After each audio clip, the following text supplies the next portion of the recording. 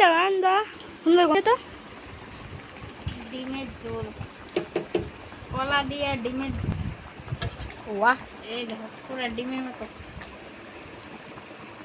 বাড়ি যে ডিম দিয়ে সেটা ফাঁকো দিয়ে সেটা ঝুল বানাই মতো রাখো কলা দিয়া। তো সামনে নিচ্ছি বলে কত সুন্দর কলা থুড়ে বড়া করে চুল। আরে বাহ, কলা থুর দিয়া বড়া করে ঝোল। তো সুন্দর হয়েছে, যেমন কালারটা সুন্দর হয়েছে দেখতে সুন্দর, খাইতে আরো বেশি টেস্ট। এমন তরকারি মানে প্রথমবার হয়েছে। প্রথমবার হয়েছে, আরো কতবার বানাইছে তুই দেখ। এই দেখো কালারটা।